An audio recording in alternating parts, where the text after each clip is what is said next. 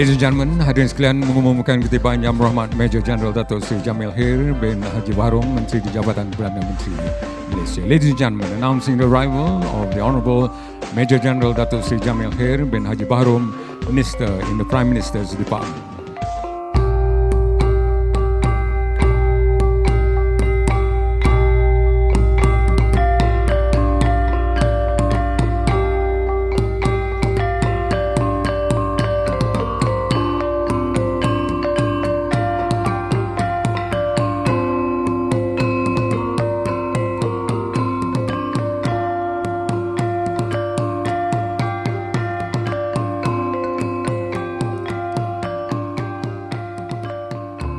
Yang Berhormat serta hadirin sekalian, marilah kita sama-sama berdiri untuk lagu kebangsaan kita, Negaraku. Ladies and gentlemen, kindly rise for the Malaysian National Anthem, Negaraku.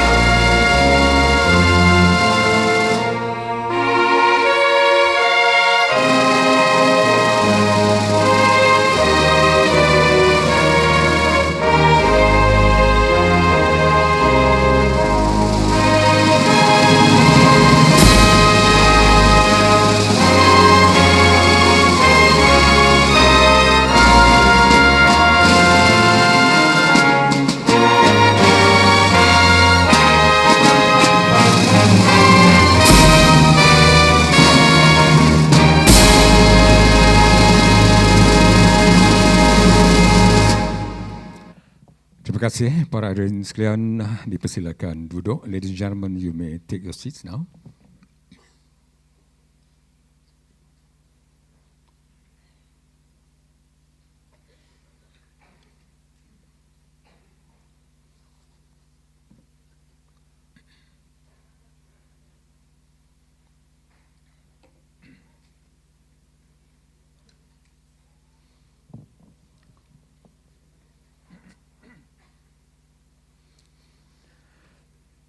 Bismillahirrahmanirrahim. Assalamualaikum warahmatullahi wabarakatuh.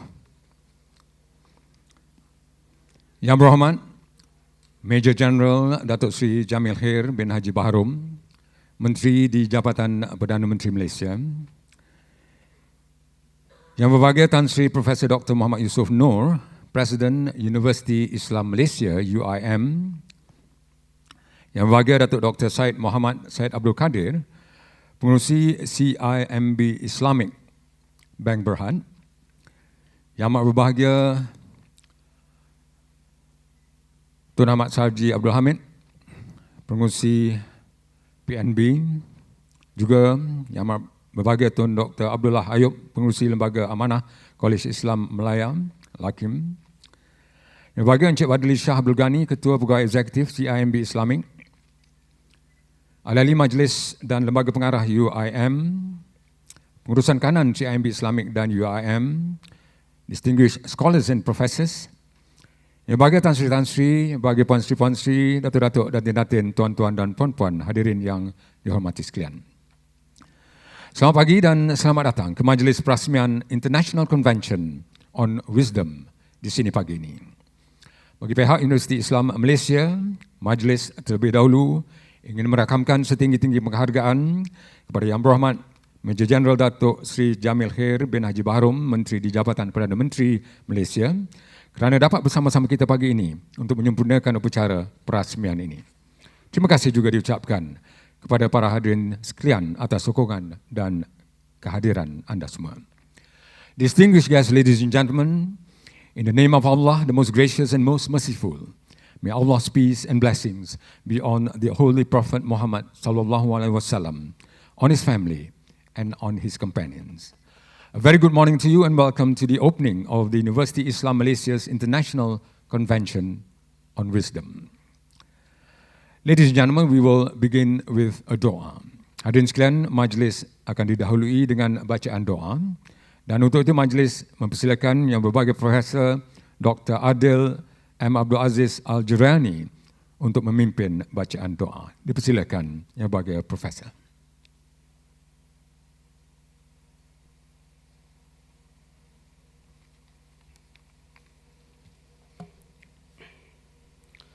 أعوذ بالله من الشيطان الرجيم بسم الله الرحمن الرحيم الحمد لله خالق الكل وعالم ما قل وجل وواهب العقل وباعث مخلوقاته يوم الفصل والصلاة والسلام على سيدنا محمد وعلى آله وصحبه وسلم اللهم يا ذا المن والعطاء يا من لا يعجزه شيء في الأرض ولا في السماء وارزقنا الحكمة والاعتدال والحكمة وفصل الخطاب والحكمة وسداد الرأي يا رب العالمين اللهم ارزقنا من خيرك وبركتك وآتنا العلم والحكمة بما يرضيك عنا يا أرحم الراحمين اللهم ارزقنا الرضا بقضائك واجعلنا ممن ظفر بمحبتك ورضاك يا مجيب السائلين اللهم ألف بين قلوبنا واصلح ذات بيننا واهدنا سبل السلام ونجنا من الظلمات إلى النور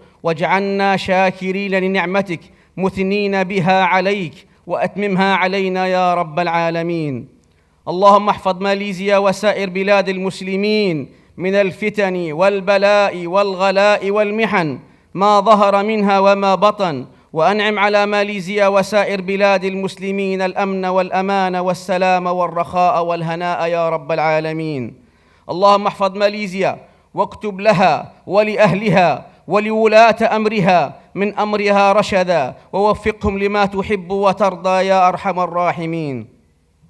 O Allah, bless us with wisdom and mercy. O Allah, for you are most wise and most merciful. O Allah, grant us wisdom and foresight.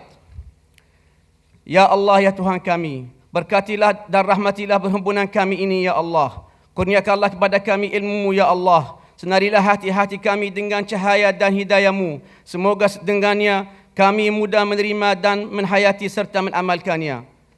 Allahumma inna nas'aluka ridhaka wal jannah wa na'udzu bika min sakhatika wan nar ya aziz ya ghaffar ya rabbal alamin. Rabbana atina fid dunya hasanah wa fil akhirati hasanah wa qina adzaban nar. Wa sallallahu ala sayyidina Muhammadin wa ala alihi wa sahbihi wa sallam. سبحان ربك رب العزة عما يصفون وسلام على المرسلين والحمد لله رب العالمين. تقبل الله. Terima kasih Profesor Adil. Hadirin sekalian, majlis sekarang dengan segala sukacitanya menjemput Yang Berbahagia Tan Sri Profesor Dr. Muhammad Yusof Noor, Presiden Universiti Islam Malaysia, untuk menyampaikan ucapan aluannya. Ladies and gentlemen, may we now call upon Yang Berbahagia Tan Sri Professor Dr. Muhammad Yusof Noor, President of University Islam Malaysia, to deliver the welcome address. Dengan segala hormatnya, silakan. Bismillahirrahmanirrahim. Assalamualaikum warahmatullahi taala wabarakatuh. Yang berhormat Datuk Seri Jamil Khair, Menteri di Jabatan Perdana Menteri, mewakili Yang Amat Berhormat Datuk Seri Najib, Perdana Menteri Malaysia, Yang Amat Berbahagia Tun Dr. Amrullah Ayub, Pengerusi Lembaga Amanah Kolej Islam Melaya, LAKIM, Yang Amat Berbahagia Tun Ahmad Sarji Abdul Hamid, Pengerusi PNB, Yang Berbahagia Datuk Dr. Syed Muhammad Syed Abdul Kadir, Pengerusi CIMB, Yang Amat Berbahagia Encik Badli Shah Amr Ghani, Ketua Pegawai Eksekutif CIMB Islamik, ahli-ahli majlis dan lembaga UIM, pengurusan kanan CIMB Islamik, Tan Sri, Datuk-Datuk, Tuan-Tuan dan puan-puan sekalian. Assalamualaikum warahmatullahi taala wabarakatuh.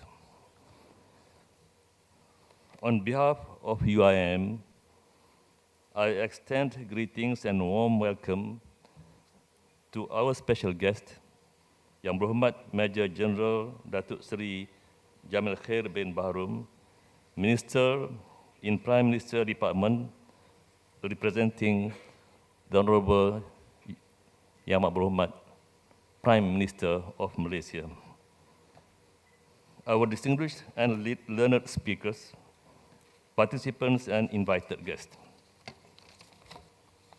It gives me a great pleasure to extend my cordial welcome to all of you this morning to our first international convention, Wisdom Harmonizing the World, especially to those who are with us here for the first time to share their valuable experience for common goals and aims to harmonize our world with wisdom.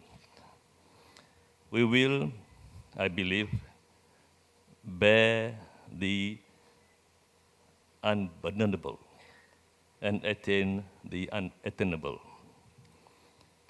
On this occasion, we bring together professors, scholars, and academicians, not only from Malaysia, but also from friendly nations, to participate and contribute to make this convention a great success.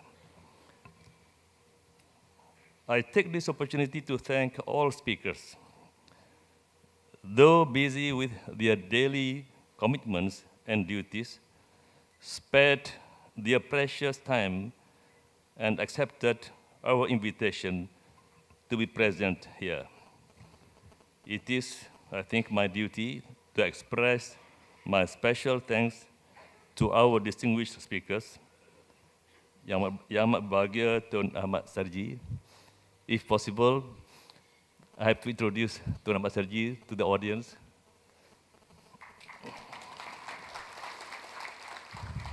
The former Chief Secretary to Malaysia. Professor Emeritus Tan Sri Professor Muhammad Kamal Hassan,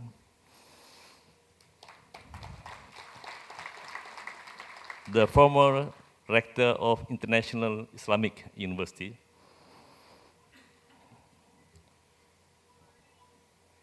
Professor Colin Power from University of Queensland, Australia.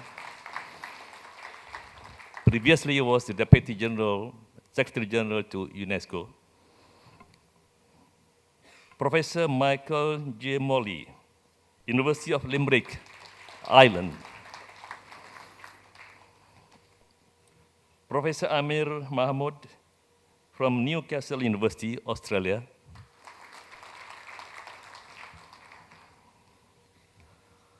Professor Emeritus Dr. Shamsul Amri from National University of Malaysia. Oh, sorry, because Professor Emeritus should be in the hospital today, but he purposely decided to come and attend this function. Thank you very much.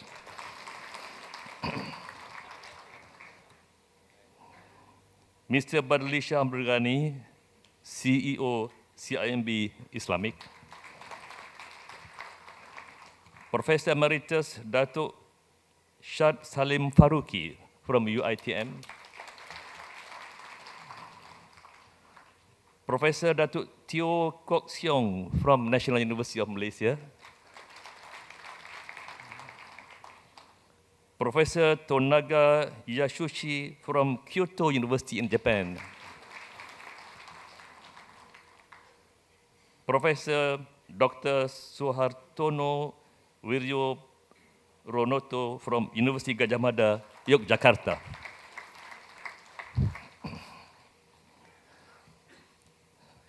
Today's convention would include a number of advanced topics regarding wisdom. This convention has been designed to be practical with lectures, illustrations, and encourage participation to exchange information and knowledge. Therefore, this convention will provide us not only essential knowledge, but also a great opportunity to share experiences. We are here to cultivate friendship and understanding among ourselves and those who love mankind and divine destiny through global wisdom.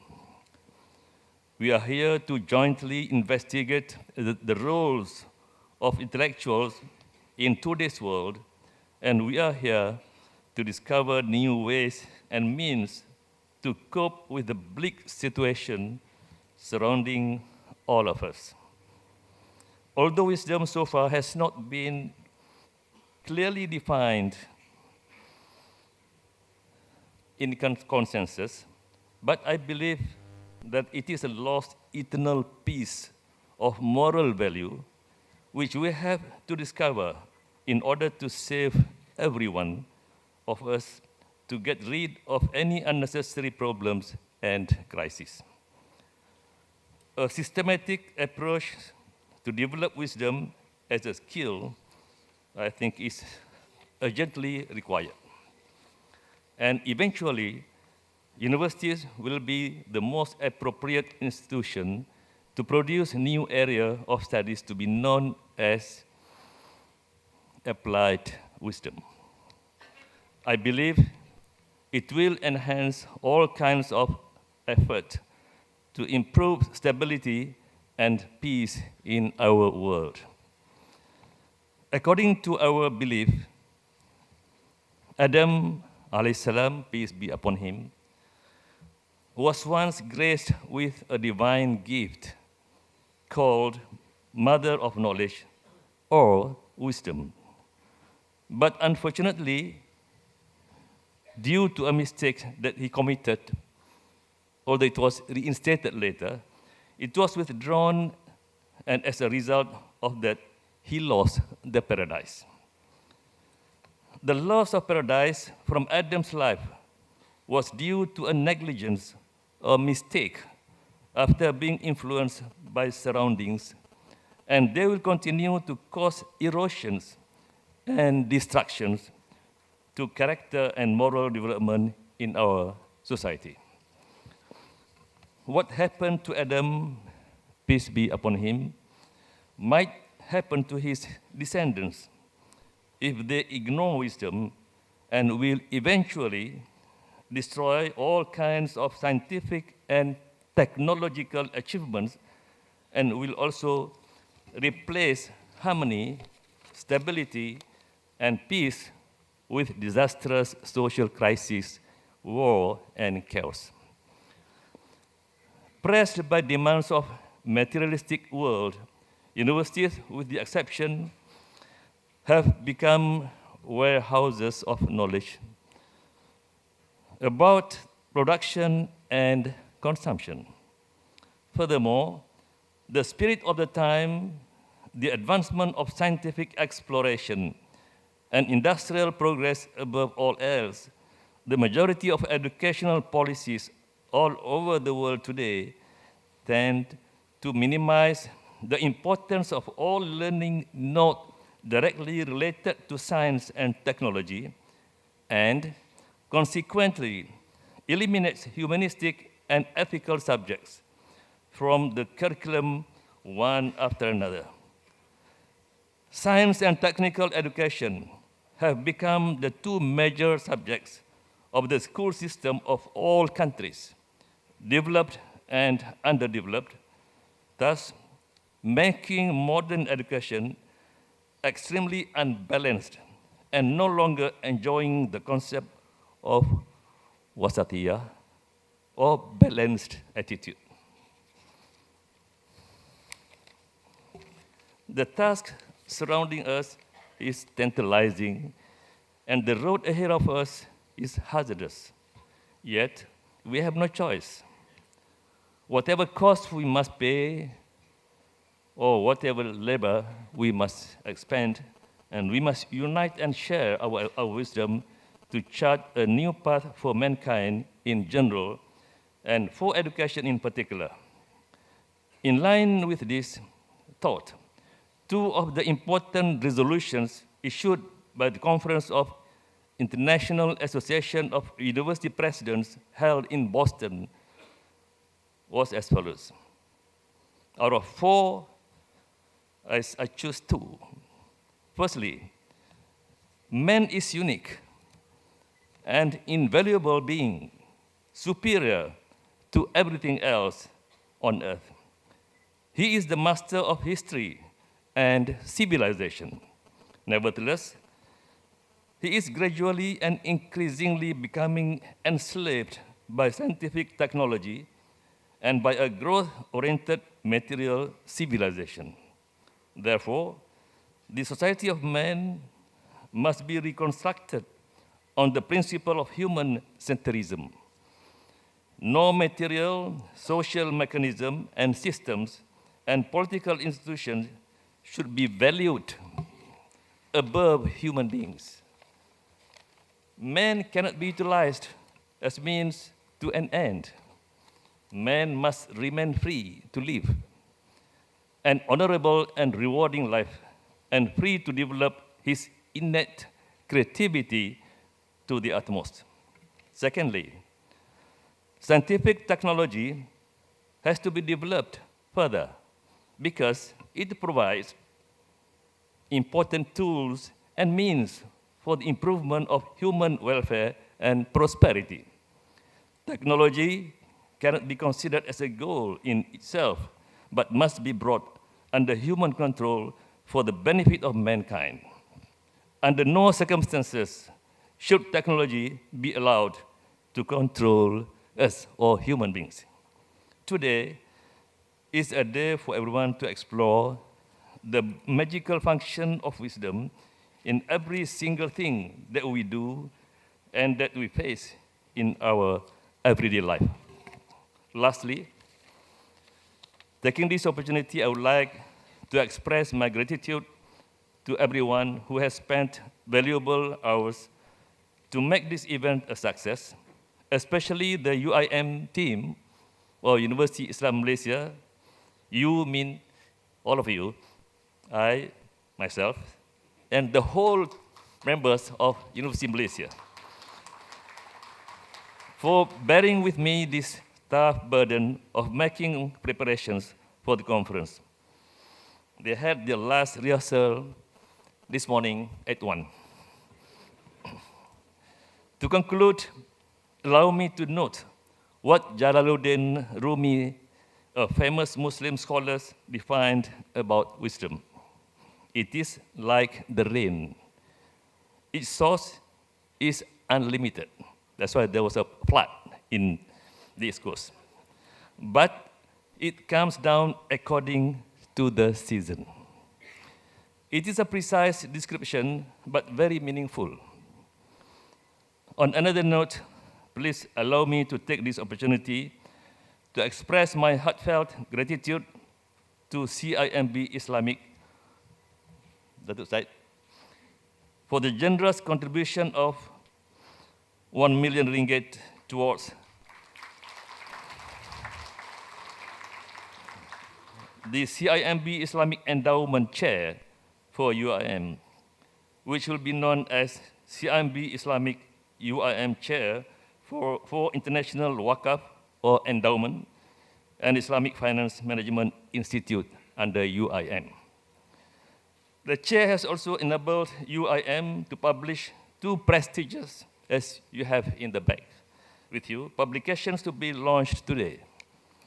Considered launched. Once given to you, considered launched. Entitled, Wisdom is Not That, and Wisdom in Islamic World, with more than 15 selected articles, contributions from prominent world scholars who have given their consent as article contributors. Besides that, CIMB Islamic has also allocated another 1 million, maybe after this there's another one, for Islamic finance resources at UIM's library. We at UIM are continually inspired by the dedication and generosity of donors like CIMB Islamic for their strong support. So, ladies and gentlemen, let us hear and absorb all information imparted, gain knowledge, and make wise decisions. Thank you very much. Have a pleasant stay, wonderful and successful day. Assalamualaikum warahmatullahi taala wabarakatuh. Waalaikumsalam. Juga terima kasih kepada Yang Berbahagia Tan Sri Profesor Dr. Muhammad Yusof Noor atas ucapan alu-aluan itu tadi. Baiklah hadirin sekalian, majlis sekarang dengan segala hormat dan sukacitanya mempersilakan tetamu kehormat kita yang berhormat Major General Datuk Seri Jamil Khair bin Haji Bahrom, Menteri di Jabatan Perdana Menteri, untuk menyampaikan ucapan perasmiannya dan seterusnya menyempurnakan upacara perasmian. Ladies and gentlemen, please welcome our guest of honor, the Honourable Minister in the Prime Minister's Department, Malaysia. Assalamualaikum warahmatullahi wabarakatuh. Innal hamdalillah nahmaduhu wa nasta'inuhu wa nastahdihi wa nastaghfiruh wa na'udzu billahi min syururi anfusina wa min sayyiati a'malina may yahdihillahu fala mudhillalah wa may yudlilhu fala hadiyalah. Amma ba'd. Saudara pengacara majlis yang berbahagia, Tan Sri Profesor Datuk Muhammad Yusof Noor, Presiden Universiti Islam Malaysia, yang berbahagia Datuk Dr. Syed Muhammad Syed Abdul Qadir, Pengerusi CIMB Islamic, yang amat bahagia Tun Abdullah Hayub, Pengerusi Lembaga Amanah Kolej Islam Melaya Lakim, yang amat bahagia Tuan Ahmad Saji, Pengerusi PMB dan juga selaku pembentang Ketah Kerja nanti, yang bahagia Encik Badrlis Shah Abdul Ghani, Ketua Pegawai Eksekutif CIMB Bank CIMB Islamic, ahli-ahli majlis lembaga UIM, pengurus kanan CIMB Islamic, distinguished scholar and professors yang bahagia Tan Sri, Puan Sri, Datuk-datuk, Datin-datin, tuan-tuan dan puan-puan yang dirahmati Allah sekalian. Izinkan saya untuk tadi yang bahagia Tan Sri sebutkan mewakili Yang Amat Berhormat Perdana Menteri. Saya tanyakan kepada Tan Sri tadi, tag ucapan ni Yang Amat Berhormat PM ataupun saya punya. So Tan Sri kata dia terpulang sebab ini teks untuk saya. Jadi tuan-tuan dan puan-puan, saya nak mengucapkan tahniah yang setinggi-tingginya kerana pihak Universiti Islam Malaysia telah pun berjaya menganjurkan pada saya UIM International Convention on Wisdom adalah merupakan sesuatu yang amat bermakna di awal tahun Masihi 2015 yang baru saja kita lepasi 10 hari. Kita juga baru melepaskan 2014 yang penuh dengan suka duka yang melakari sejarah negara kita Malaysia, yang kita baru saja lepas peristiwa-peristiwa besar yang menjadi tumpuan dunia. Kita mendengar bagaimana kehilangan MH370 yang masih lagi dalam pencarian, yang belum menemukan titik pertemuan noktah akhirnya. Namun sebagaimana yang selalu kerajaan tegaskan, kita akan cekal tabah untuk terus mencari kehilangan yang pada kita telah mencatatkan sejarah 2014. Kita baru saja selesai menangisi kehilangan MH17 yang pada kita kalau berat mata memandang, makin berat lagi bahu yang memikul, terutamanya ahli keluarga mereka MH17, MH17 yang telah pun kita semua ketahui pengakhirannya di timur Ukraine, yang telah menyebabkan negara kita menampakkan suatu yang saya katakan tajuk perbincangan hari ini, Convention on Wisdom. Bagaimana kita telah meletakkan satu wisdom yang cukup tinggi bila mana kita telah melihat pengurusan dan juga termasuk penyatuan sebenarnya yang paling penting, iaitulah penyatuan hati-hati rakyat Malaysia khususnya termasuk dunia dalam untuk memberikan penghormatan kepada semua mangsa-mangsa korban MH17 yang dibawa pulang ke negara kita baru-baru dulu.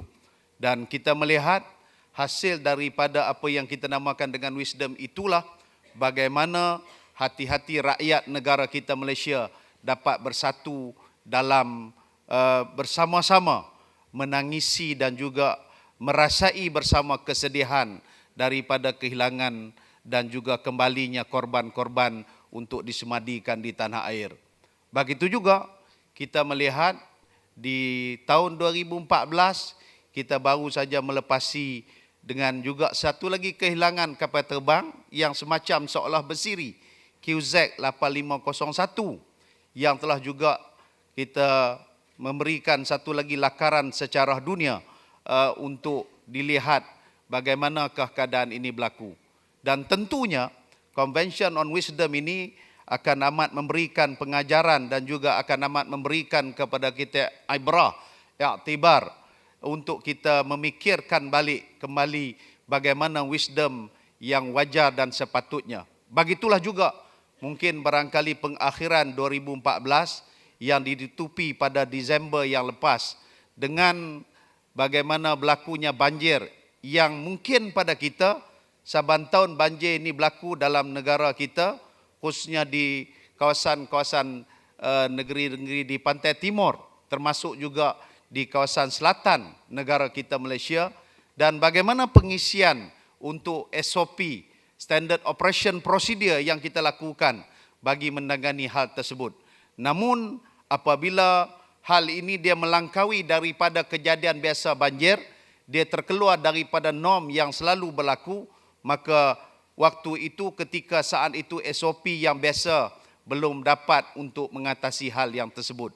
Maka hal inilah yang mengajak dan menghambat kepada kita dalam mencari wisdom yang terbaik. Apalah ta'qilun, apalah tatadabbarun, untuk kita mengambil pengiktibaran, kita berfikir bagaimana yang sewajar dan juga sepatutnya. Dan pada hari ini kita melihat pasca banjir tersebut sedang berjalan. Kita melihat saban hari dalam media massa online dan sebagainya, termasuk media-media massa mainstream yang memaparkan keadaan dan juga suasana yang berlaku dalam suasana pasca banjir yang sedang berjalan. Kita tengok bagaimana di saat air yang begitu banyak, namun pada saat yang tersebut mangsa-mangsa banjir memerlukan air-air bantuan. Maknanya inilah yang kita katakan wisdom untuk kita fikirkan, bila saat air itu begitu banyak, tiba-tiba memerlukan kepada bantuan air untuk minuman dan juga masakan kehidupan mereka.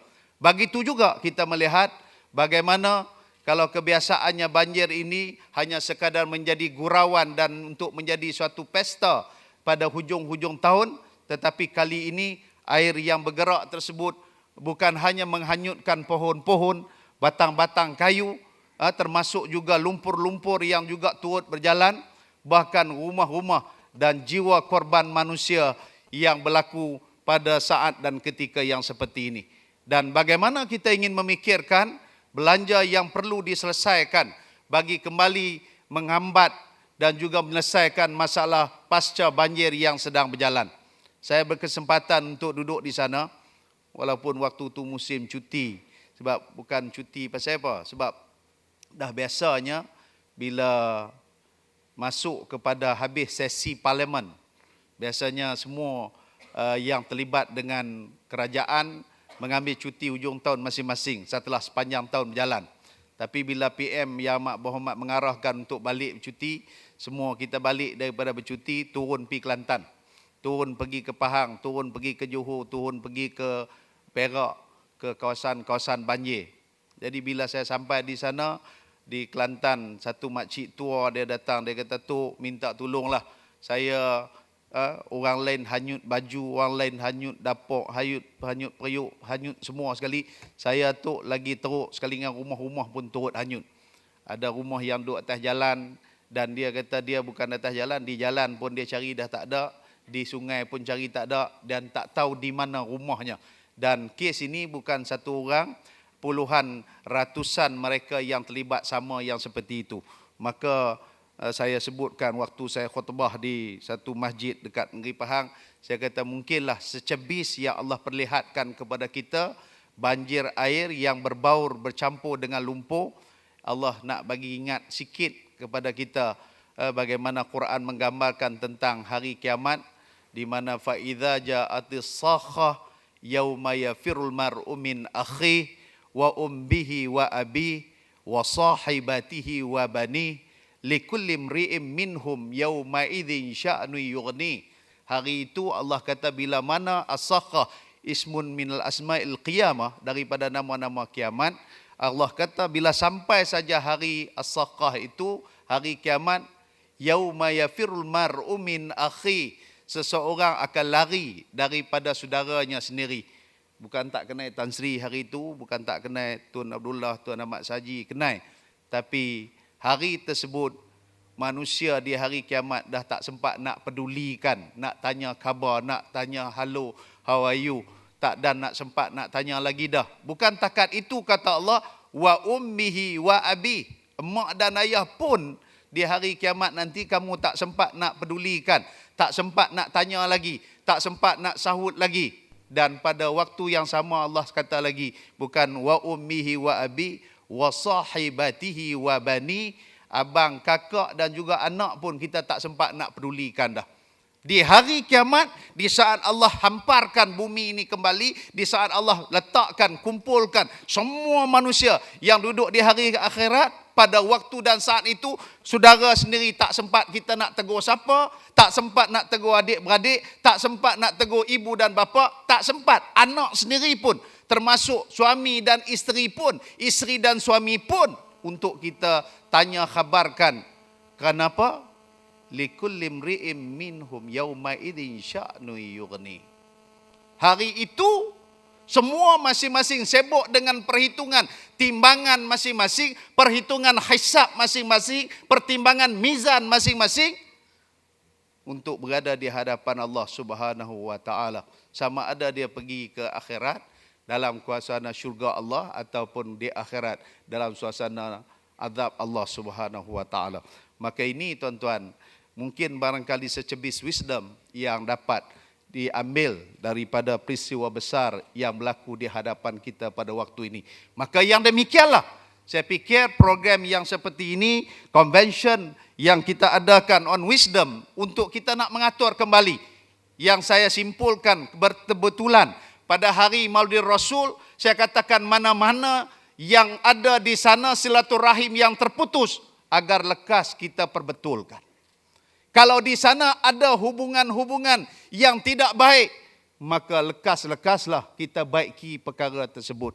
Kalau di sana ada perbuatan-perbuatan yang keterlaluan yang kita lakukan, ucapan-ucapan, lidah-lidah yang berketerlaluan yang kita lakukan, maka perbetulkanlah ucapan, lidah-lidah dan sebagaimana yang tersebut. Kalau di sana ada kepimpinan yang belum kita selesaikan tanggungjawabnya, maka perlu kita selesaikan kepimpinan dan tanggungjawabnya tersebut. Maka inilah barangkali wisdom yang perlu kita kutip dalam periktibaran yang Allah berikan di hadapan kita. Tuan-tuan dan puan-puan, nanti kan rugi kalau saya tak bacakan juga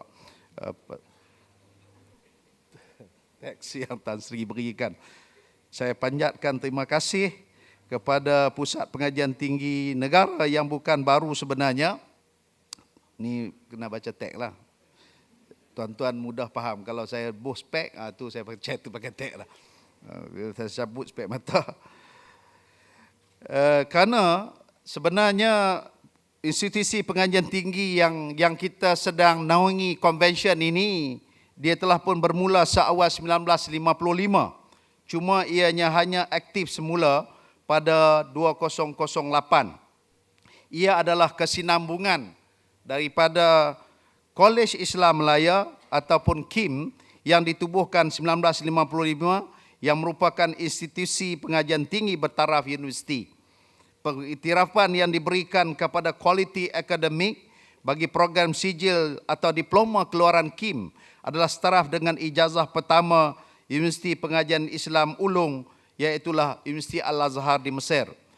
Majlis seumpama ini amatlah bertepatan pada ketika dan masanya, terutama apabila temanya adalah berkaitan hikmah atau kebijaksanaan yang pada hemat saya julung kali dianjurkan oleh sebuah institusi yang mendokong kedaulatan Raja-Raja Melayu dan diwarisi oleh para ulama dan umara yang begitu banyak pengalaman. Tahniah diucapkan kepada usaha memartabatkan jalinan antara ilmu pengetahuan dan kebijaksanaan. Tanpa ilmu pengetahuan, seseorang itu mungkin tidak bijaksana dan tidak keterlaluan. Jika saya katakan walaupun dengan ilmu pengetahuan, seseorang itu belum tentu memiliki kebijaksanaan. Saya lihat ramai di kalangan peserta yang hadir pada pagi ini dari pelbagai latar belakang, disiplin ilmu dan sebagainya, serta memahami bagaimana kebijaksanaan itu ditafsirkan, dianalisa, seterusnya diamalkan demi menjaga keharmonian dunia. Ramai pembentang pakar daripada luar negara yang tadi diperkenalkan oleh Tan Sri, saya lihat bergandingan dengan tokoh akademik dan tokoh industri dalam negara. Dipahamkan Ketua Pegawai Eksekutif Bank Islam dan pengurus kanan CIMB Islamik turut menjadi penaung utama konvensyen ini, dan saya rakamkan setinggi-tinggi tahniah kepada UIM di atas inisiatif yang diambil. Sidang hadirin, dunia pada hari ini walau semakin tinggi ilmu yang dimiliki, walaupun akses kepada pelbagai data dan maklumat sudah tiada sempadan, namun pada hakikatnya hijau di bumi sudah tidak seluas pemandangan. Luas lautan biru sudah semakin pudar dan ruang udara tiada lagi yang terasa dingin meskipun matahari di sebalik awan. Manusia sering berbunuhan, saudara seibu sebapa, anak dan ayah, suami dan isteri, hatta ibu dan anak boleh saling menikam sesama sendiri. Adakah segala persengketaan ini berpunca dari akal yang tidak lagi dijadikan panduan, malah iman pula dikuatiri mungkin tidak pernah boleh mantap juga sebagai penyebab. Hati siapa yang tidak remuk melihat anak-anak kita dibuli di sekolah, para guru yang menyimpang daripada akhlak dan etika, pegawai kerajaan pula sudah hilang integriti, ke mana perginya aras pertimbangan yang waras, sedangkan ini semua berlaku dalam lengkongan golongan yang berilmu, atau setidak-tidaknya kejadian buli itu berlaku di sekolah, sebuah tempat mendapat pendidikan. Maka tema konvensyen antarabangsa yang dianjurkan oleh Universiti Islam Malaysia ini amat bertepatan dengan masanya. Universiti Islam Malaysia yang bertemakan kebijaksanaan sejagat ataupun global wisdom adalah merupakan harapan negara untuk dijadikan contoh dan perkembangan kurikulum di IPT berkaitan wisdom, hikmah atau kebijaksanaan. Warga kepimpinan IPT perlu memiliki dan menguasai panduan intelektual dan kebijaksanaan dalam meneraju pendidikan pengajian tinggi. Begitu banyak sekali takrif bijaksana yang digariskan oleh Al-Quran. Antaranya dirujuk hikmah. Hikmah itu disifatkan, dijalinkan dengan sifat takwa. Al-Quran dalam surah Baqarah ayat 269, yu'til hikmata man yasha wa man yu'til hikmata faqad utiya khairan katsira wa ma yadhakkaru illa ulul albab. Maksudnya Allah menganugerahkan hikmah, kefahaman yang dalam tentang Al-Quran dan Sunnah kepada siapa yang dia kendaki, dan barang siapa yang dianugerahkan hikmah itu, ia benar-benar telah dianugerahi kurnia yang banyak. Dan hanya orang-orang yang berakal dapat mengambil pengajaran. Saya mengambil contoh dalam bidang wakaf, kebijaksanaan kepimpinan di IPT yang mendokong keilmuan amat perlu untuk menolak impak sosial berkaitan wakaf pendidikan yang ada kalanya dilihat boleh membawa kesan negatif. Malah ilmu dan kebijaksanaan perlu seiring demi pembangunan harta wakaf melalui sistem pengurusan yang kemas dan teratur agar boleh mendatangkan kesan yang positif kepada masyarakat sejagat. Pengembelingan ilmu dan bijaksana berupaya mengupas persoalan tentang salah faham impak sosial mengenai wakaf bagi mengelak kekeliruan yang timbul akibat daripada penggunaan istilah wakaf yang masih sempit pemahamannya, seperti yang terjumut tadi. Pelaksanaan wakaf pendidikan akan terbantut, malah boleh tersongsang tanpa ilmu dan kebijaksanaan kepimpinan warga IPT kerana ia turut melibatkan perubahan cara hidup masyarakat dalam mempengaruhi prestasi kehidupan mereka. Maka amat jelaslah dalam melonjakkan negara sebagai pusat ilmu yang begitu unik, kepimpinan menguasai daya intelek dan juga kebijaksanaan menjadi syarat asas kejayaan sesebuah IPT tersebut. Begitu juga kepimpinan di organisasi yang lain, terutama yang terlibat dalam industri, sudah semestinya melihat dua garapan ilmu dan kebijaksanaan sebagai prasyarat untuk memilih kepimpinan tersebut. Saudara-saudari yang dihormati sekalian, dipahamkan bagi memastikan penawaran program akademik dan program profesional mencapai standard yang baik di peringkat nasional dan antarabangsa yang melibatkan akademik, profesional dan industri, Universiti Islam Malaysia telah menubuhkan ahli lembaga pengajian dan pakar rujuk bidang dalam program akademik. Bagi program khas seperti program eksekutif dan profesional, Universiti Islam Malaysia pula akan melantik ahli-ahli panel antarabangsa untuk program khas akademik. Mereka ini terdiri daripada ahli-ahli akademik yang tersohor dan ahli profesional dari industri. Saya yakin insya-Allah Universiti Islam Malaysia akan terus mengorak langkah dengan perancangan yang bijak, dan saya mengambil kesempatan untuk mengucapkan tahniah syabas atas kejayaan mengadakan kolaborasi dengan pihak industri keuangan, iaitu melalui CIMB Islamik yang secara terbuka memberikan sokongan padu ke atas pengembelengan wisdom dalam pendidikan dan pendidikan Universiti Islam Malaysia. CIMB Islamik merupakan institusi keuangan pertama menubuhkan Primary Resources for Islamic Finance Special Library untuk Universiti Islam Malaysia. Akhirnya, saya mendoakan agar Universiti Islam Malaysia akan terus berjuang tanpa mengalah walau pelbagai dugaan dan ujian yang terpaksa dilalui. Semoga Universiti Islam Malaysia terus gemilang di bawah kepimpinan pihak pengurusan yang mempunyai begitu banyak pengalaman dalam bidang. Sebelum mengundur diri, saya berharap Konvensyen Antarabangsa Universiti Islam Malaysia akan terus dinobat dan tidak berhenti di sini sahaja. Resolusi yang juga bakal dihasilkan nanti akan insya-Allah dimanfaatkan untuk kepentingan negara. Maka dengan ini saya dengan sukacitanya merasmikan program Universiti Islam Malaysia International Convention on Wisdom. Sekian.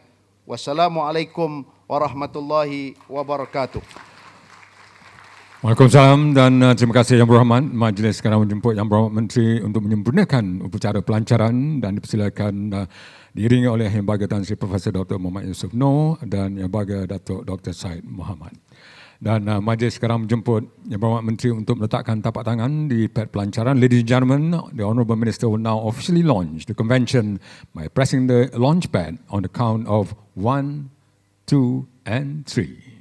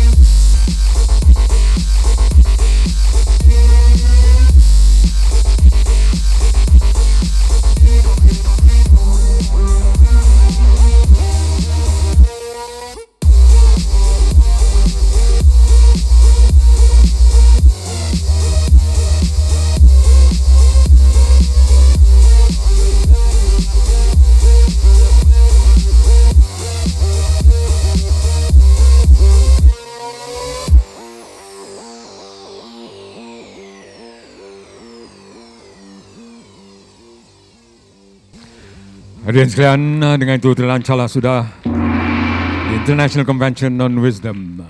Terima kasih Yang Berhormat Menteri. Ladies and gentlemen, that marks the launch of the International Convention on Wisdom. Thank you, Honourable Minister.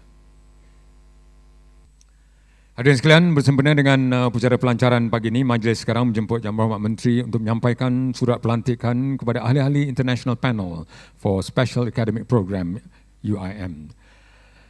Ladies and gentlemen, in conjunction with the launch here this morning, we'd like to invite the Honourable Minister to present letters of appointment to the members of UIM's International Panel for Special Academic Program. With this, may we also invite Yang Berhormat Professor Dr. Muhammad bin Abdul Hamid, the Dean of the Academic and Industrial Relations UIM, to assist on stage.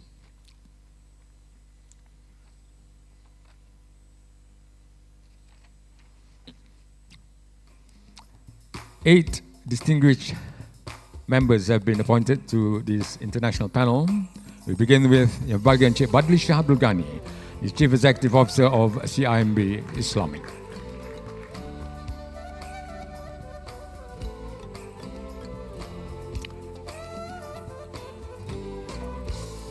Kindly remain on stage, Encik Badli Shah and all panel members for group photo later. Next, Professor Ulong Datuk Dr. Syamsul Amri Baharudin, the Director of the Institute of Ethnic Studies, Universiti Kebangsaan Malaysia.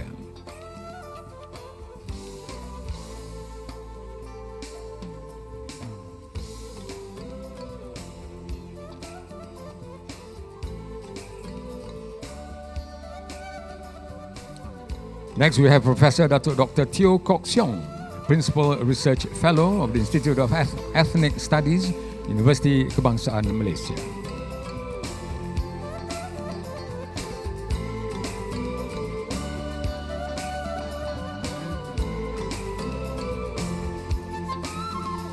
Also appointed is Professor Dr. Amir Mahmood, Pro Vice Chancellor Singapore University of Newcastle, Australia.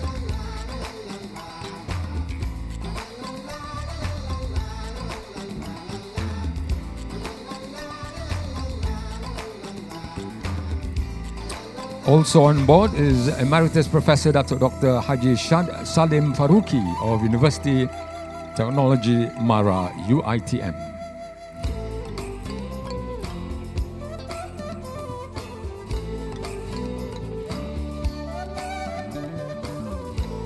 Next we have Professor Dr. Colin Power, Graduate School of Education, University of Queensland.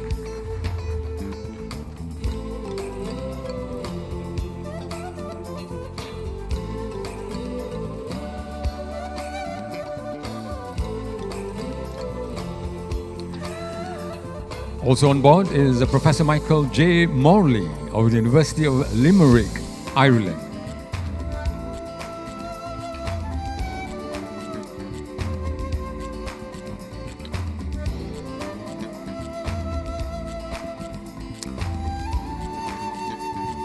And finally, we have Professor Dr. Sultan T. Abu Orabi Aladwan, the Secretary General of the Association of Arab Universities, AARU.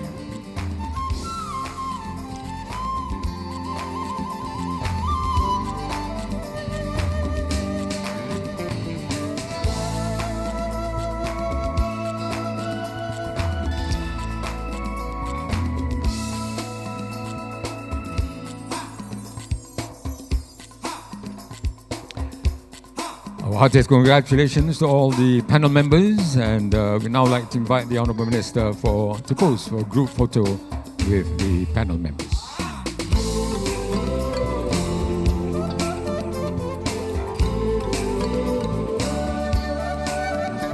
No doubt, University of Islam Malaysia will be looking forward to working together with our very distinguished panel members. Thank you very much once again to all the panel members. We'd like to invite all the panel members to return to their seats.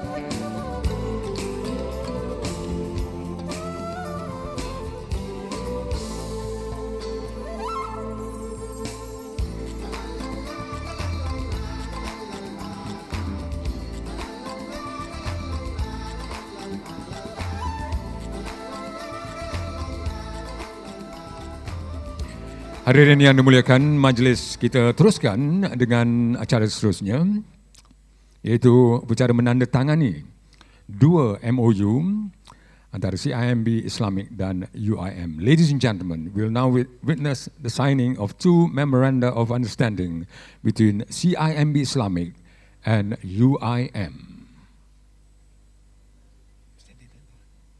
But first, Yang Berhormat, let's watch this.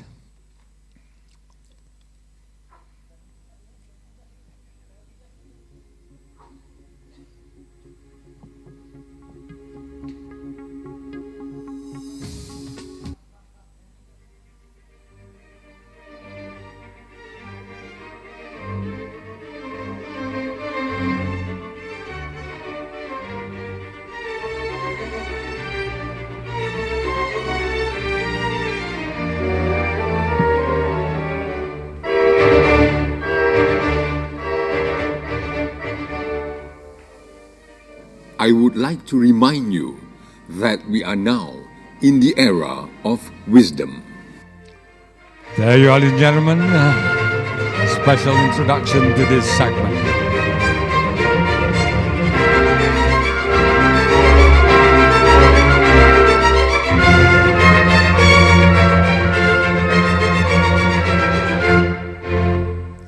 With this, hadirin sekalian, majlis sekarang menjemput Encik Badli Shah Abdul Ghani, Ketua Pegawai Eksekutif CIMB Islamic, dan juga yang berbahagia Profesor Dr. Nur Inayah Yaakob, Pengarah Global Wisdom Academy, merangkap Ketua Institut Antarabangsa Wakaf dan Pengurusan Keuangan Islam UIM, untuk mengambil tempat di atas pentas untuk menandatangani MOU ini. Dan juga majlis ingin menjemput yang berbahagia Datuk Profesor Munir Yaakob, Naib Presiden, dan juga yang berbahagia Datuk Mustafa Abdul Rahman, pendaftar UIM, untuk sama-sama naik ke pentas untuk menyaksikan upacara ini tadi.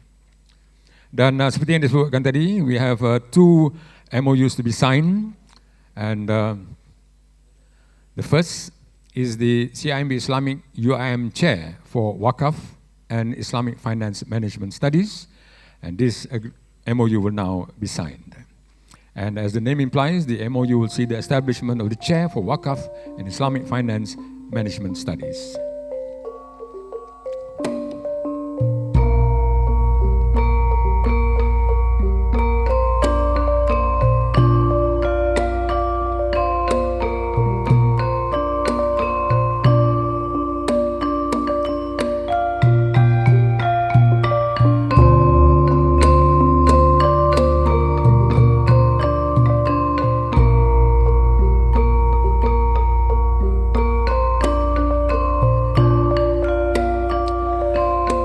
Next is the MOU for the CIMB Islamic Primary Resources for Islamic Finance Special Library.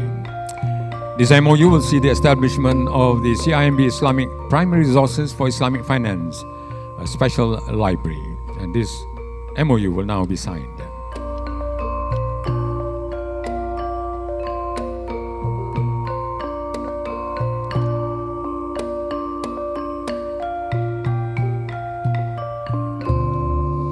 With the signing, with the establishment of the CIMB Islamic Special Library for Primary Resources on Islamic Finance, as mentioned earlier, it marks a historic moment as CIMB Islamic becomes the first to set up such a special library for University Islam. Well, ladies and gentlemen, the MOUs have been signed. In true tradition, we like the two parties to exchange the documents. And on this note, the Board of Directors, University Islam Malaysia, wishes to express its heartfelt gratitude to CIMB Islamic contribution for the contribution of 2 million ringgit for the chair, as well as for the establishment of the CIMB Islamic Special Library.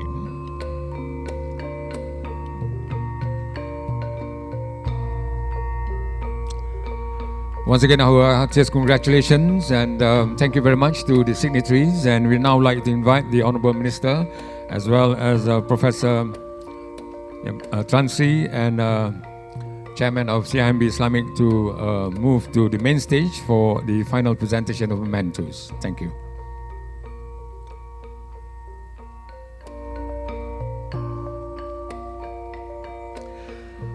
Hadirin sekalian, sebagai tanda penghargaan, majlis sekarang menjemput Yang Bahagia Tan Sri Profesor Dr. Muhammad Yusof Noor, Presiden Universiti Islam Malaysia, untuk menyampaikan rendah hati tanda penghargaan tanda dan juga tanda kenangan kepada Yang Berhormat Menteri. Dipersilakan.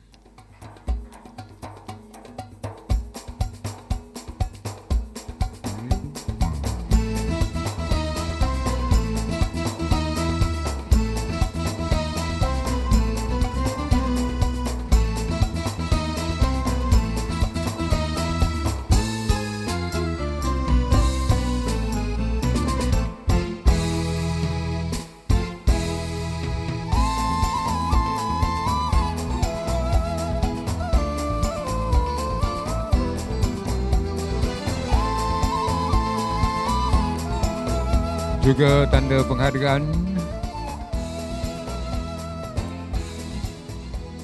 untuk CIMB Islamik.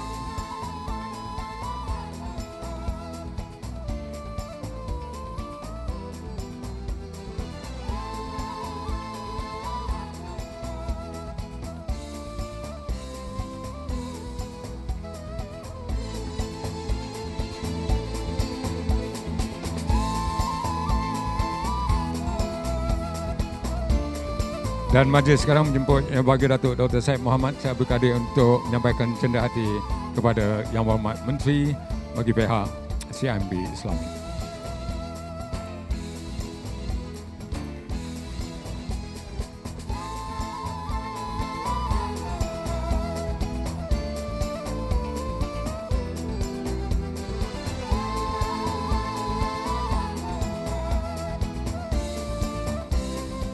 Dan majlis sekarang menjemput Yang Berbahagia Tan Sri Profesor Dr. Muhammad Yusof Noor diiringi Yang Berbahagia Datuk Dr. Syed Muhammad Syed Abdul Kadir untuk mengiringi Yang Berhormat Menteri meninggalkan Dewan. Dan sementara itu kita satu pos untuk ahli-ahli jurugambar.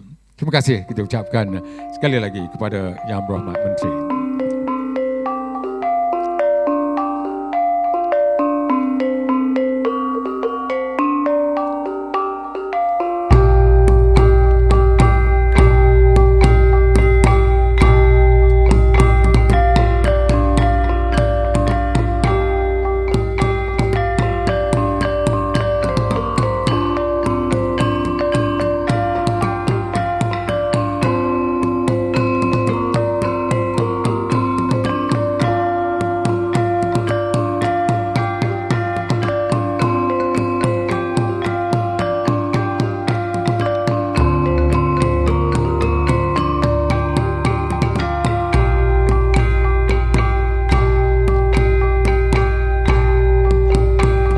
Hadirin sekalian, seperti yang disebutkan awal tadi, kita akan sebentar lagi terus saja ke special session dan please bear with us as we turn around the stage to set up very quickly for the special session, and kepada para tamu dan juga para peserta dijemput untuk terus berada dalam dewan ini agar kita dapat meneruskan atau cara kita hari ini dengan special session iaitu di Islamic Mind Contribution to Governance yang akan dibentangkan oleh very distinguished speaker Yang Amat Berbahagia Tun Ahmad Sarji Abdul Hamid dan yang akan dipengerusikan oleh Profesor Dr. Mudathir Abdul Rahim, Universiti Islam Malaysia.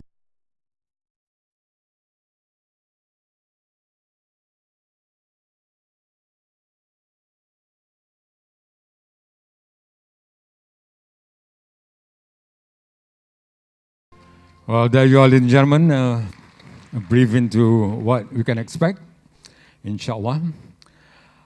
Baiklah, hadirin sekalian, kita akan terus saja kepada session seterusnya, special session. But before that, we'd like to bid a very special welcome to Yang Berbahagia Datuk Dr. Asmah Ismail, the Director General of the Jabatan Pengajian Tinggi, representing the Secretary General of the Ministry of Education. Selamat datang, terima kasih for your kind presence.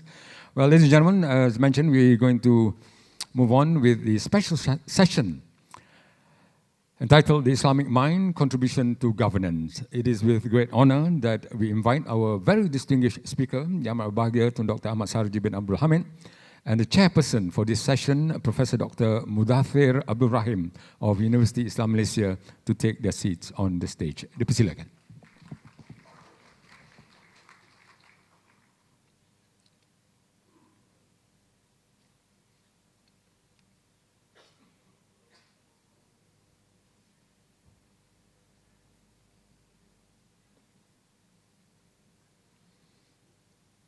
With that, ladies and gentlemen, I'll hand over the floor and this session to the chairperson, the moderator, Professor Dr. Mudafir. Silakan.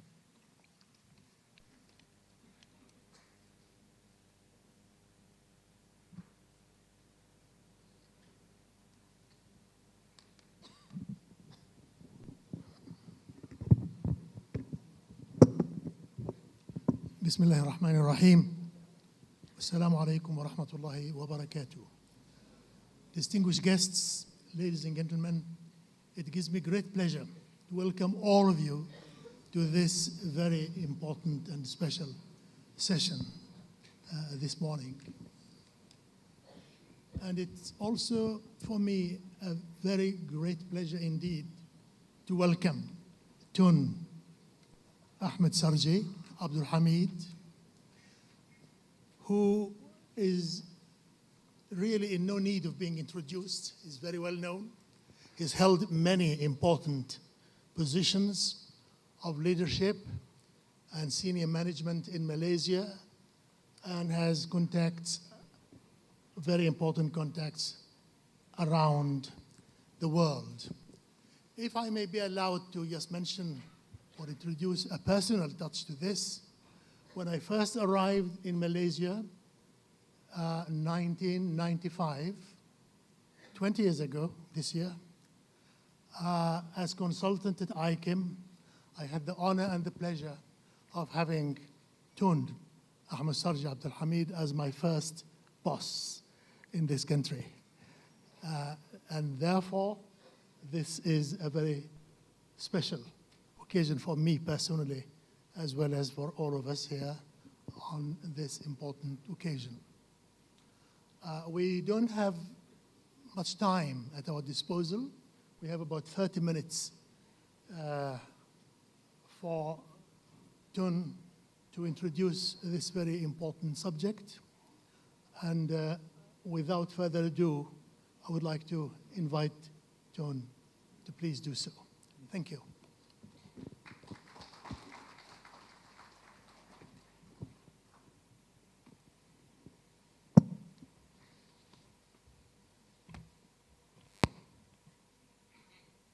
Assalamualaikum warahmatullahi wabarakatuh.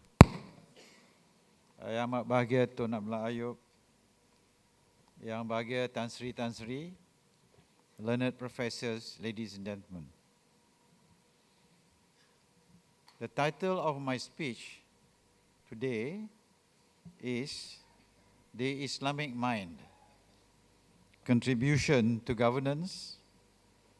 As you may well know by now, mind, simply put, means a person's ability to think and reason. It is the body of knowledge housed in the brain which has been accumulated from birth until death as a result of the interaction with the world. In Islam, minding or reasoning means subjecting one's thinking to known restrictions, rules, laws, and controls in order for one's behavior to become as educated, safe, wise, and intelligent as possible. The Quran refers to the mind in different ways, depending on the nature of the task being dealt with. The Islamic mind must essentially contain the following. 1, it must be based on the Quran and Sunnah, the primary sources of knowledge. 2, in the absence of the Quran and Sunnah, to be applied in the event of a new situation, the recourse is made to ijtihad, opinion, and qiyas, namely opinions based on analogies and doctrine. 3, it must be able to project coherent and non-conflicting thoughts. 4, it must be able to understand proof and evidence of truth. And 5, it must be able to put words into actions. Now, ladies and gentlemen, for the definition of governance. Governance has been defined as the exercise of economic, political, and administrative authority to manage a country's affairs at all levels. It comprises mechanisms, processes, and institutions through which citizens and groups articulate their interests, exercise their legal rights, meet their obligations, and mediate their differences. The World Bank has introduced the worldwide governance indicators that capture 6 key dimensions of governance, namely 1, voice and accountability, 2, political stability and the lack of violence, 3, government effectiveness, 4, regulatory quality, 5, the rule of law, and 6, control of corruption. Ladies and gentlemen, I would like now to quote a few principles on governance as revealed in the Quran. First, on being just. I would like to quote verse 134, Surah An-Nisa, as follows. O you who have believed, be persistently standing firm in justice, witnesses for Allah, even if it be against yourselves or parents and relatives. Whether one is rich or poor, Allah is more worthy of both. So, follow not personal inclination, lest you not be just. And if you distort your testimony or refuse to give it, then indeed Allah is ever with what you do acquainted. Unquote. Number 2, on being consultative. I would like to quote verse 159, Surah Ali Imran, as follows. So by mercy from Allah, O Muhammad, you were lenient with them, and if you had been rude in speech and harsh in heart, they would have disbanded from about you. So pardon them and ask forgiveness for them and consult them in the matter. And when you have decided, then rely upon Allah. Indeed, Allah loves those who rely upon Him. Thirdly, on being responsible. This is a hadith narrated by Ibn Umar, Bukhari, as follows. I heard Allah's apostle saying, all of you are guardians and responsible for your charges. The ruler, that is the imam, is a guardian and responsible for his subjects. And a man is a guardian of his family and is responsible for his charges. And a lady is a guardian in the house of her husband and is responsible for her charge. And a servant is a guardian of the property of his master and is responsible for his charge. I think he also said, and a man is a guardian of the property of his father, unquote. And fourthly, on being honest, I like to quote verse 35, Surah Al-Isra, as follows. And give full measure when you measure. and weigh with an even balance.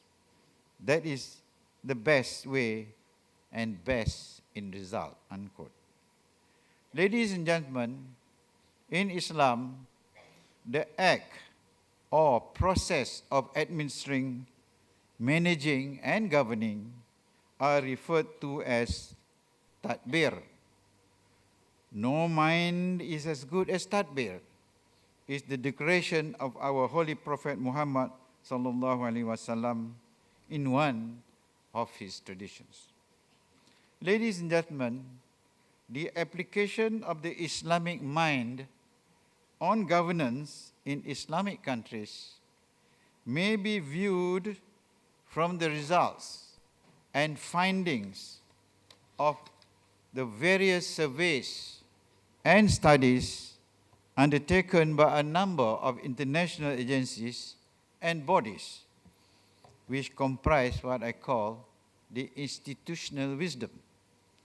Number one, according to the United Nations statistics, the 57 member countries of the OIC have 1.6 billion population, making up 22.8% of the world's 7.1 billion people in the year 2013, and living on the land surface of 31.2 million square kilometer, or 23.2% of the world's surface area. Many of these OIC member countries are rich in human, natural, and capital resources, which can be used to produce goods and services to develop the Ummah and their respective economies. The United Nations source also revealed that 57 of the OIC member countries on the aggregate had only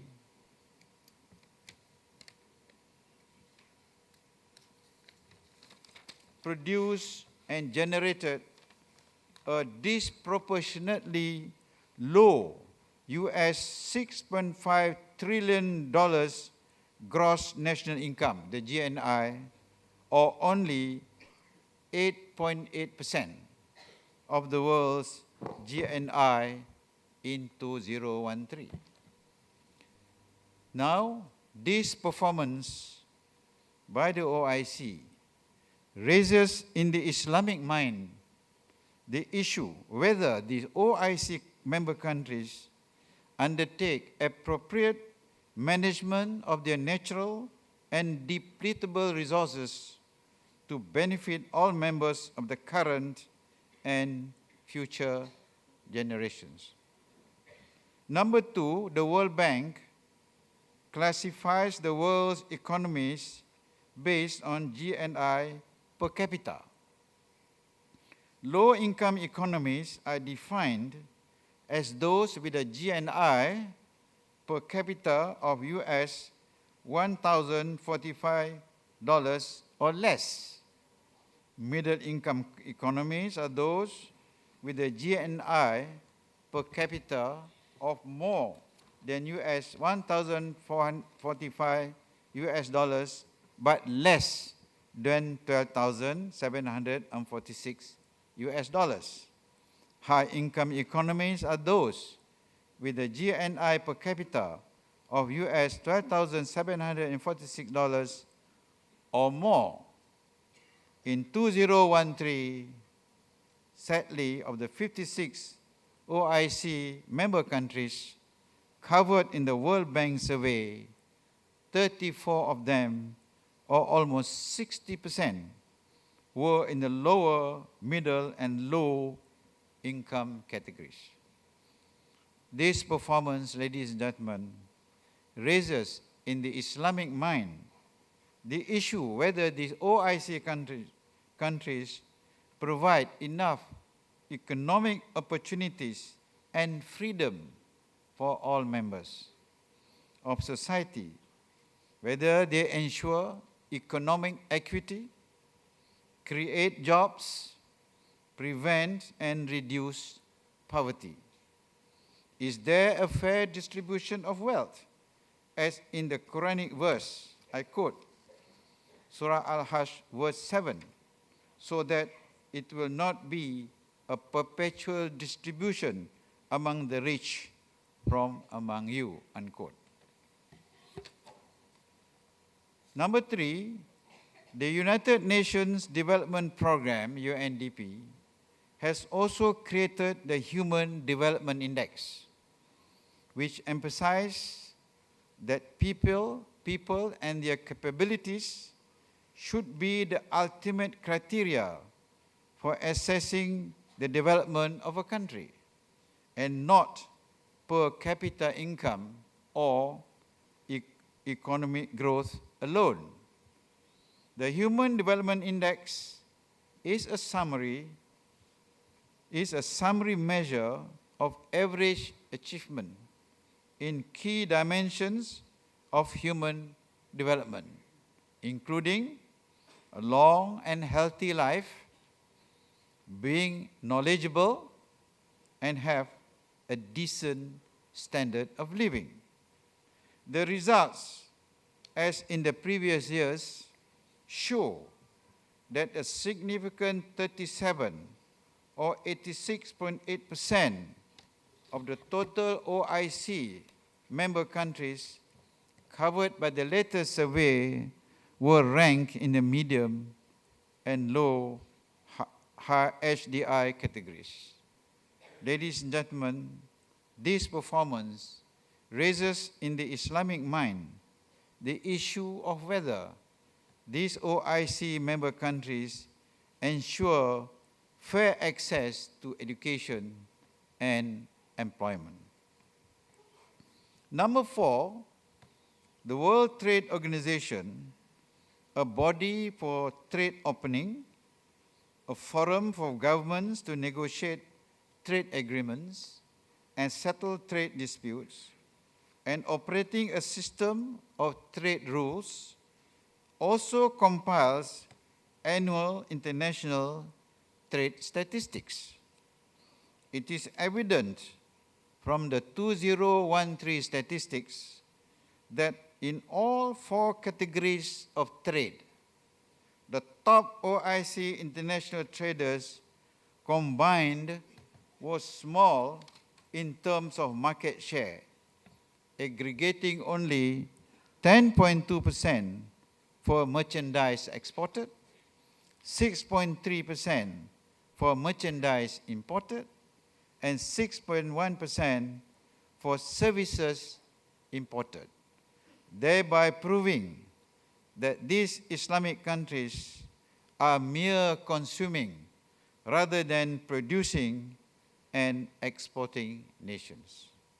Now, ladies and gentlemen, this dismal performance raises in the Islamic mind the issue whether these OIC member countries are managing their natural and other resources to create wealth through manufacturing and adopting the correct manpower, science and technology national policies.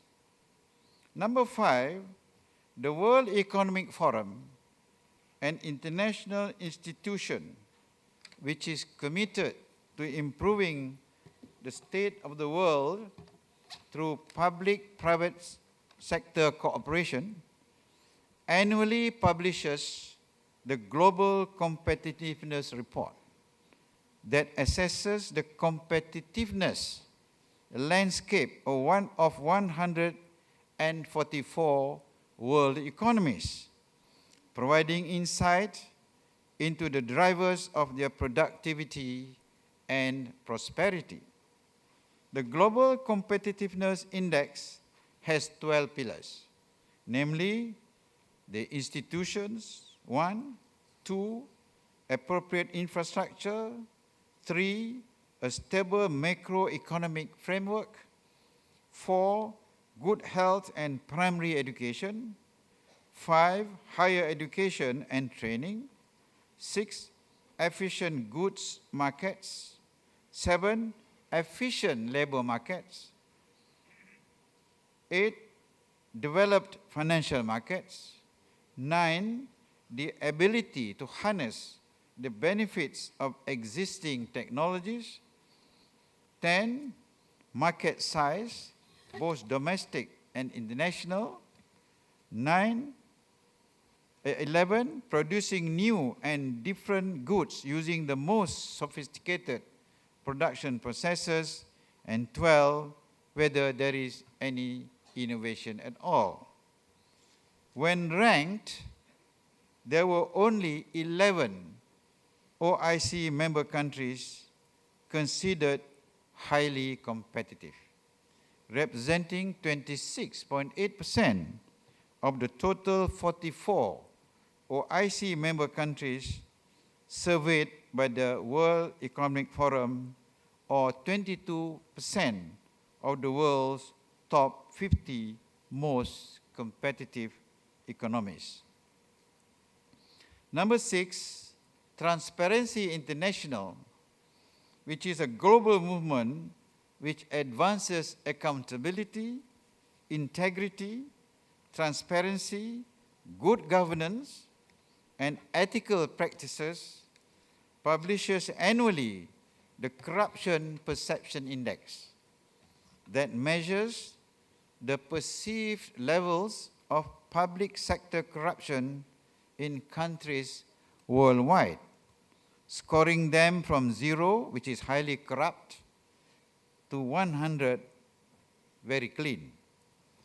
In its 2013 survey, covering 177 countries, the Corruption Perception Index paints a worrying picture where, of the 51, or 94.4% of the 55 OIC member countries covered scored marks of 50 and less, thereby failing the corruption perception test. Only 3 OIC member countries had scores above 50, namely the UAE, Qatar, and Brunei. Ladies and gentlemen, this performance raises in the Islamic mind the issue whether these OIC member countries implement steps to eliminate corrupt practices, as well as having the political will to enforce the corruption law without fear or favor. Next, number 7, the World Bank Group publishes the Doing Business annual reports. A total of 189 countries were ranked on the ease of doing business, measured against 10 criteria. 1, starting a business. 2, dealing with construction permits. 3, getting electricity. 4, registering property. 5, getting credit. 6, protecting minority investors. 7, paying taxes. 8, trading across borders. 9, enforcing contracts. And 10, resolving insolvency. In its 2014 report, only 23.6%, or 13 of the 55 OIC member countries covered in the survey were ranked in the top 100, as against 64.9%, or 87 nations for the non-OIC countries. Ladies and gentlemen, this performance raises in the Islamic mind the issue whether these OIC member countries have an efficient public service delivery system and a competent legal and government environment. Number 8, the Heritage Foundation, a think tank based in Washington, D.C., in partnership with the Wall Street Journal, publishes the Index of Economic Freedom in 186 countries. Economic freedom is defined as the fundamental right of every human to control his or her own labor and property. In an economically free society, individuals are free to work, produce, consume, and invest. The government allows labor, capital, and goods to move freely and refrain from the coercion or constraint of liberty beyond the extent necessary to protect and maintain liberty itself. The 2014 Index of Economic Freedom showed evidence that citizens of OIC member countries who do not embrace free trade are worse off economically and socially compared with citizens of OIC and non-OIC countries which allow free trade and economic freedom. Number 9, ladies and gentlemen, 2 professors from George Washington University, whose names are difficult to pronounce, Scheherazade S. Rahman and Hussein Askari. Both these professors had introduced the Islamicity Index. The index is to be used to answer the question, how Islamic are the Islamic countries? The Islamicity Index comprises 4 sub-indices. 1, Economic Islamicity Index. 2, Legal and Governance Islamicity Index. 3, Human and Political Rights Islamicity Index. And 4, International Relationship Islamicity Index. Now, the first index, the Economic Islamicity Index. The Economic Islamicity Index attempts to rank nations as to the degree that their policies, achievements, and realities are in accordance with the set of Islamic economic principles. Now, both professors have recognized 12 fundamental Islamic economic principles to measure the index, namely 1, equal economic opportunities for all members of society and economic freedom. 2, economic equity. 3, personal property rights and sanctity of contracts. 4, job creation for all that can and want to work and equal availability of employment. 5, equal availability of education. 6, poverty prevention and reduction, which mean fulfilling basic needs of food, shelter, and clothing, and alms giving to charity. 7, taxation to meet the unfulfilled needs of society and to address social issues generally. 8, appropriate management of natural and depletable resources to benefit all members of current and future generations. 9, the abolition of corrupt practices. 10, the establishment of a supportive financial system. 11, the financial practices that include the abolition of interest. And 12, the effectiveness of the state in achieving the general economic prosperity. Number 2, Legal and Governance Islamicity Index. This index is an attempt to capture 2 key areas of the legal and governance environment of a country. In doing so, it measures the degree of effectiveness and competence of government administration and legal integrity. The various measures are, number 1, voice and accountability indicator. 2, whether there is political stability and the absence of violence. 3, government effectiveness. 4, regulatory quality. 5, the rule of law. 6, control of corruption. 7, judicial independence and impartial courts. 8, whether there is military interference in the rule of law and in the political process. Number 3, the Human and Political Rights Islamicity Index, which is an index and an attempt to measure the degree of human and political rights. The various measurements include, number 1, the Freedom Index in the country. Number 2, the proportion of seats held by women in parliament. 3, the use of conscripts to obtain military personnel. 4, whether the country enjoy or otherwise political and country risk.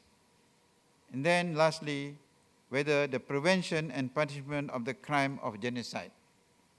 Lastly, the International Relationship Islamicity Index, which is an attempt to capture a country's relationship to the global community with respect to several key areas, including number 1, the Environmental Index, environmental health, air quality, water resources, biodiversity and habitat, sustainable energy.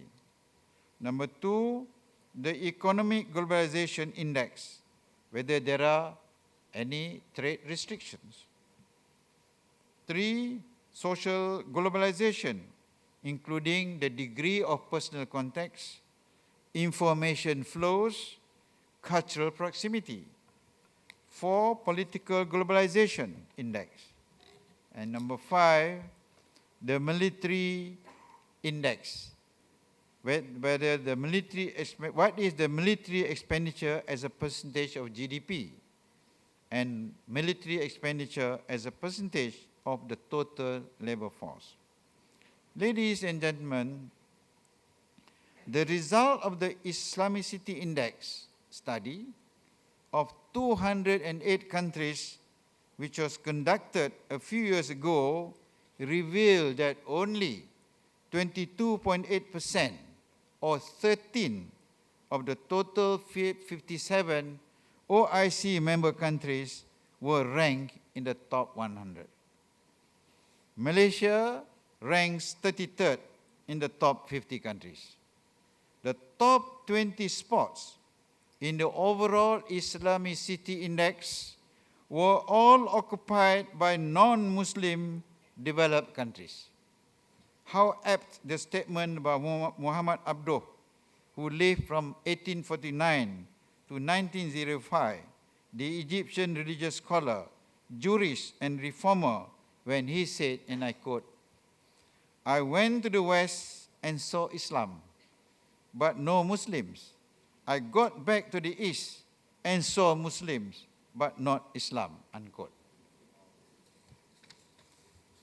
Ladies and gentlemen, there is a vast legacy of scholarly writings, including the invaluable legal corpora, the Al-Maqasid al-Sharia.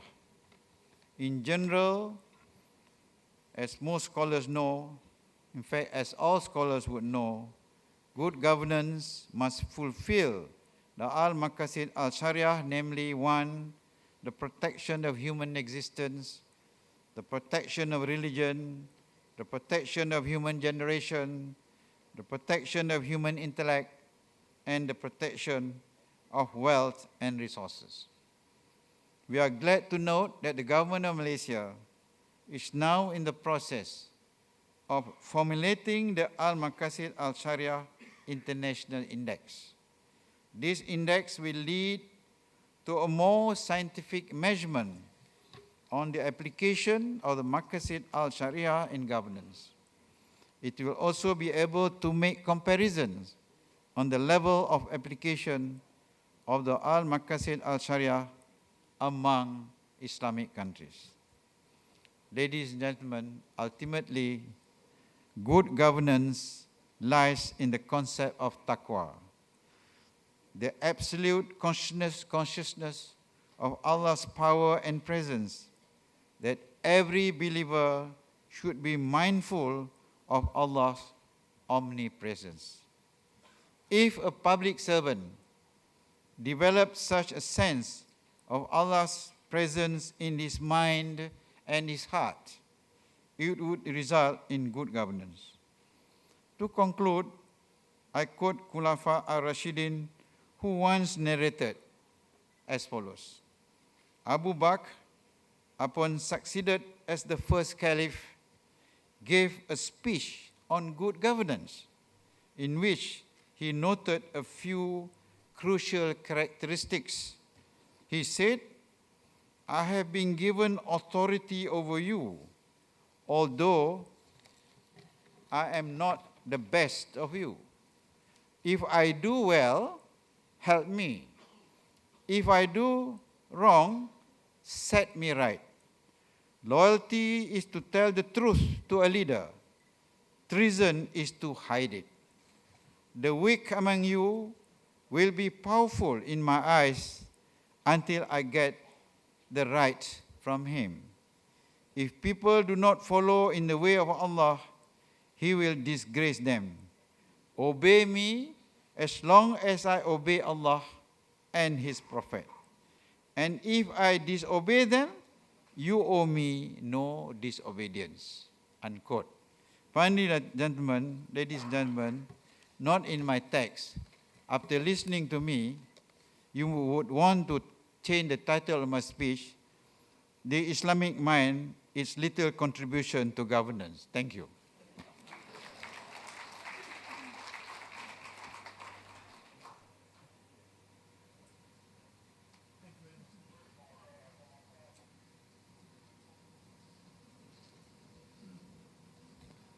Distinguished guests, ladies and gentlemen,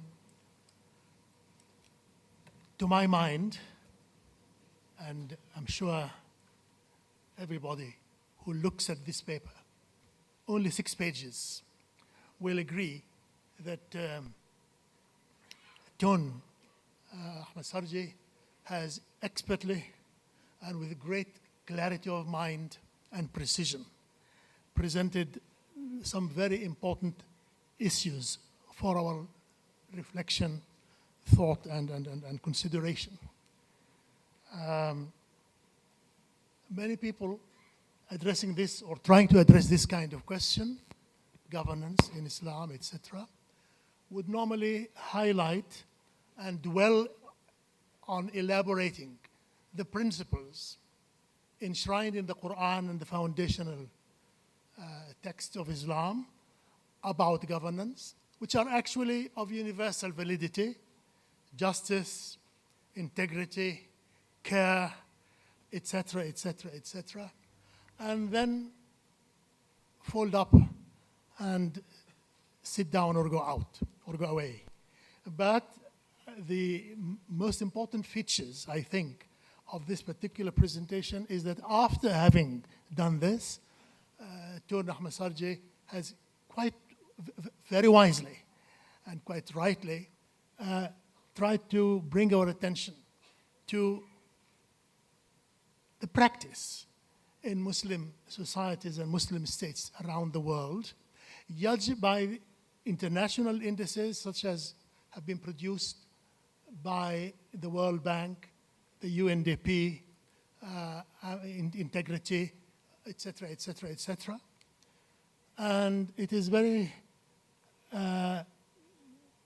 refreshing, very enlightening to see that by each one of these indices, with a few exceptions, the actual performance of Muslim societies and the states today, as distinct from what happened in the past or may yet happen in the future, is not at all anything like what it should be. Nothing at all like what the principles themselves enshrined in the Quran and the teaching of the Prophet say or elaborate. No less significantly is that Tun Ahmed Sarji has gone on to look at the performance, the practice in Muslim societies and states today judged not by the universal criteria and indices produced by bodies such as I've mentioned and he has elaborated upon, World Bank, UNDP, and so on, but also with reference to the indices, the criteria, which have been suggested by Islamic scholars from an Islamic, a purely Islamic point of view. And it is interesting. It is very significant. Should be disturbing for thinking Muslims, and others also who are interested in human welfare around the world, to see that Muslim states, judged by these Islamic criteria, the specific Islamic criteria, also with a few exceptions here and there, again, fail. And that the non-Muslim states, in fact, insofar as practice is concerned, judged by exclusively Islamic criteria, which are actually universal, have done and continue to do much better. I think that 6 pages in which Tun Ahmed Sarji has summarized his views are worth reading very carefully and pondering upon. Had we had time for a Q&A session, I think would have had a very, very lively and perhaps extended meeting this morning. But that, unfortunately, is not possible. Our distinguished guest speaker has very many other commitments elsewhere, and the program also makes it necessary for us to bring this special and very stimulating and provocative, rightly so, session to an end. For this tour de force, actually, I think we are all much obliged and indebted to Tun Ahmed Sarji, Abdul Hamid, and may I ask everybody to please join in expressing our appreciation.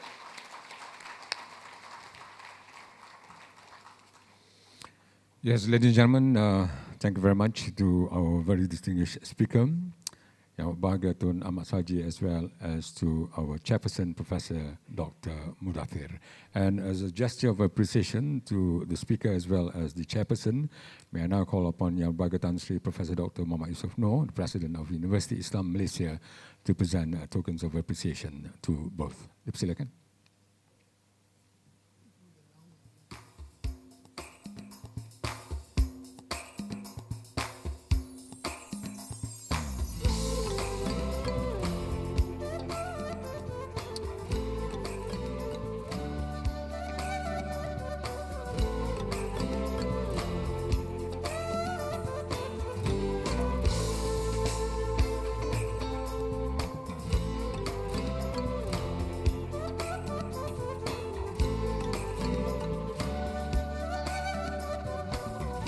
Firstly to Yang Bahagia Tun.